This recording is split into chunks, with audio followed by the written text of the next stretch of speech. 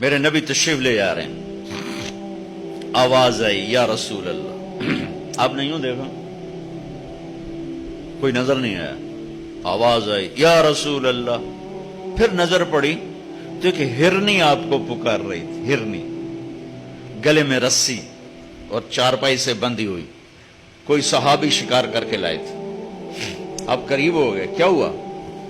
کہا آپ کا غلام مجھے شکار کر کے لایا ہے، مجھے پتا ہے میرے ساتھ کیا ہونا ہے، میرے چھوٹے چھوٹے بچے ہیں، آپ مجھے چھوڑ دیں، میں دودھ پلا کے واپس آ جاؤں۔ آپ نے کہا اگر تو واپس نہ آئی تو پھر اللہ مجھے جہنم میں ڈال دے، جہنم تو انسانوں کے لیے، ان جانوروں کے لیے تو ہے نہیں۔ تو آپ نے اس کی رسی کھول دی اور وہیں بیٹھ گئے، تو وہ پرائی چیز تھی،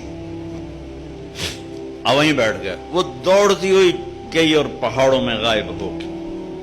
آپ بیٹھے رہے بیٹھے رہے بیٹھے رہے، یہاں تک آپ نے دیکھا وہ پہاڑ سے اترتی ہوئی آ رہی تھی اور آ کر یوں سر جھکا، یا رسول اللہ میں حاضر ہو گیا۔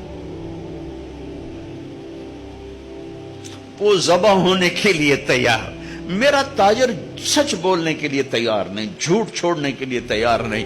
اسلامی معیشت مٹی تے سو آوے گی۔ آپ نے اس کو رسی سے باندھ کے کھڑا کر کے پھر وہیں بیٹھ گئے، گئے نہیں۔ دیر گزر گئی، وہ صحابی ہے جو شکار کر کے لائے تھے، بڑے حیران ہو گئے کہ آپ میرے گھر، کہ یا رسول اللہ میرے ماں باپ قربان، اب کیسے؟